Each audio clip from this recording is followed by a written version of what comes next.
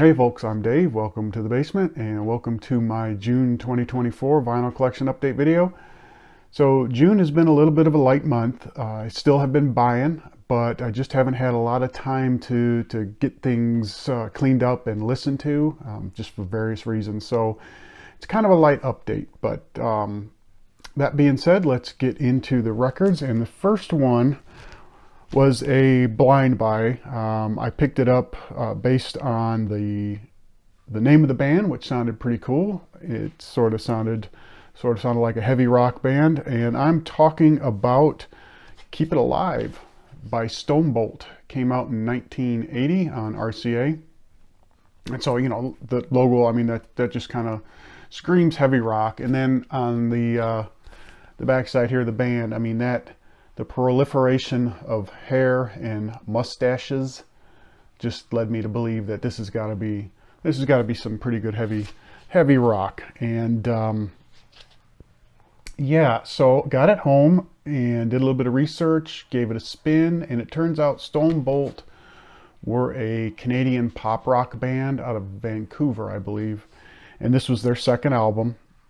Musically, definitely could consider this to be in the yacht rock sort of style of music. I hear touches of the Eagles now and then, which all together leads this to be kind of a boring album for me. I mean, there were a couple of interesting tracks. "Price of Love," which is second track on side A, it was pretty decent, had some nice bass lines to it, and apparently that one cracked the top 100 here in the US, but even after spinning it, not familiar at all to me. Trying to hide the last track on side A. That one was also, had some pretty cool riffs, a nice keyboard sound to that one as well. Oh, and speaking of keyboards, John Webster, the keyboardist, eventually would go on, I think in 1984, and join Red Rider, which is a band I really dig, so that was kind of cool. But other than that, there was really not a lot going on for me on this one. So I guess if you're into some yacht rock, Stonebolt might be a band for you. "Keep It Alive" might be an album you want to check out. Otherwise, Next up, this was definitely not a blind buy. This was an upgrade to a copy that I've had in the collection for quite some time. And this is "Survival" by Grand Funk. Came out in 1971 on Capitol Records. This was their fourth album. And yeah, so like I said, I had upgraded. My copy was kind of beat up. The cover was a little beat up. And what was good about this copy, which I didn't have in my original, it has the posters here. Let me try to show these up without. Has the I guess posters, mini posters of the band members, and all of them are in great condition. No thumbtack holes or anything like that. So that's really awesome to be able to get that. So that was cool. Yeah, definitely an upgrade. So yeah, as far as the album goes, this, like I said, was their fourth album, and it was the last produced by Terry Knight. And there are some that consider this kind of the last album in the band's respectable period. But I really dig this album. There's a few tracks on here that are definitely highlights. "Country Road," the very first song on there, is just got this real heavy groove, really nice bass to it. I enjoy that one. "Comfort Me," the third song on side A, has got some real strong vocals from Mark Farner. Reminds me a lot of "I'm Your Captain" from the Closer to Home album. Really enjoy that song. "Feeling All Right" is a cover of the Traffic song from 1968. Grand Funk does their own thing with it, and I think it's really pretty good. And then the last song on the album is "Gimme Shelter," which is a cover of the Rolling Stones 1969 song. And again, Grand Funk does their own thing with it, and I think it turned out really great. It's really fun. It's got totally dominant bass, which is really cool. So yeah, maybe I'm a little bit biased, but I think this is a fantastic album. It's not a classic or or timeless or anything like that, but it's just one of those albums that I want to listen to over and over again, which is why I made sure I got an upgrade when I ran across one. So, yep, this is Survival from Grand Funk, and I think you should check this album out if you haven't already. All right, and next is Guts by Betty Cooper. Came out in 2013 on Bellyache Records, and this is their one and only album.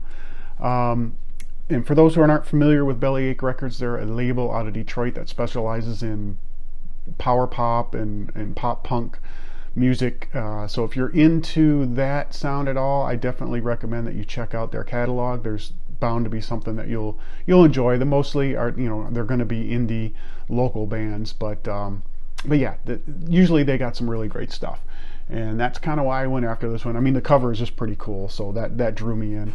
And not only that, but they are an all-girl trio from Detroit. So Betty Cooper is not a person, it is a band, and featuring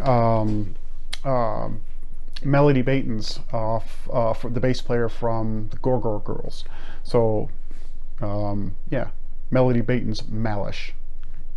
So yeah, bass player for the Gore Girls. So that all kind of drew me into this album, and it's not okay. It's not terrible. So there's a little bit of an inner. What you get here is their sound is kind of it's a blend of guitar centric, sort of jangly indie rock and power pop. When they're firing on all cylinders, they kind of remind me of a little bit of maybe Veruca Salt or Liz Phair, but most of the album kind of drifts off into these indie sort of ditty sort of things, which it just really this is just not my thing. It really brought the album down for me. A couple of tracks, if you want to still check them out, which I think you should. To be fair, I think you should check them out. Look for a song called For the Girls, which is a really groovy rocker, and to me the highlight of the album. That's the second track. NPS, I think it's the highest energy track, but it only lasts like a minute, so what the hell. And then the last track on the album, Mirror, is it starts like it's going to be another mellow indie song, but then it eventually builds into some really heavy energy, delivers some strong riffs, and it definitely flirts with shoegaze territory. So that was an interesting track as well. But aside from a couple of those rockin' tracks, the rest of the album was really just kind of sleepy for me. So I don't know. It's not going to do it for me, but it might for you. Definitely want to check them out, just to get an idea of what they're all about. And like I say, there's the Gore Girls connection. So if you're a fan of that band, check it out for that, which is what I did. So this is Guts by Betty Cooper. And this one is another blind buy. This is the self-titled and debut album from a band called Red 7. Came out in 1985 on MCA. And I picked this up because you probably aren't going to be able to see it here, but it was produced by Mike Rutherford. So I thought, okay, we'll give this one a shot. And sure enough, not only did he produce it, but he played bass on a handful of the tracks. And but anyway, Red 7, turns out they were a synth rock band out of San Francisco. Now, I'm not sure if Mike put the band together or discovered the band or just worked with them, but he was definitely heavily involved in this album. And what you get, it's definitely sounds like it's of its time. I thought it was really enjoyable. One of the tracks on here, if you want to get an idea what they're like, there's a track called Heartbeat, which is the second song on side 1, and it was apparently a minor hit, although I don't remember hearing this on the radio or anything back in the day. But it did feature on Miami Vice, which again, I'm surprised I don't remember that one. I really enjoyed Miami Vice. I constantly, it was a weekly routine in my house. But so yeah, given all that, you should probably have a good idea of what this album as a whole sounds like. Anyway, so yeah, the Heartbeat song, prominent bass. Mike did play bass on this on that song, and it kind of sounds to me like something that Phil Collins would have done back in this time period or in this period of his career. So I really enjoyed that. Well, I really enjoyed the whole album. Of course, Mike's bass is a highlight throughout this thing and the songs he plays on. There are some proggy moments here and there. But yeah, so yeah, Red 7, this is definitely an album I would recommend for fans of 80s synth rock, 80s power pop, although this is definitely more rock than pop. But yeah, I think you should check it out if you haven't already. Red 7. Switching up gears just a little bit, this is Restless by Starpoint. Came out in 1985 on Elektra. And this is the band's 7th album. Starpoint was a R&B funk band out of Maryland, and this turns out to be their most commercially successful album, and that was due to the fact of the top 25 hit Object of My Desire, which is a song that I really enjoyed. I've always enjoyed that song, and which is the reason I picked up this album. This is the only album by Starpoint that I have in the collection. May end up being the only one I have. So yeah, there's Object of My Desire. If you know that one, that's a pretty good one. Emotions is also another good track. It's much more soul than pop, which I really enjoyed. And then Don't Take Your Love Away, which I'm surprised that, I mean, it's a really catchy pop tune, and I'm surprised it wasn't more of a hit, or maybe it was and I just don't remember it. But yeah, I thought this was a really enjoyable album, much more pop oriented than soul, but yeah, definitely 80s and definitely fun. So yeah, this is Restless by Starpoint. And finally for today, this is Tropico by Pat Benatar. Came out in 1984 on Chrysalis, and this was her 5th album. Actually, it came out in November of 1984, so it's approaching its 40th birthday here at the end of the year. So yeah, this peaked at number 14. It was the first album, I think this was the first album with Donnie Nossoff on bass, who replaced Roger Capps, I think his name was. But besides that, the big thing with this album was it was, or is, much more new wave, much more synth pop than her previous albums, which is not a bad thing at all.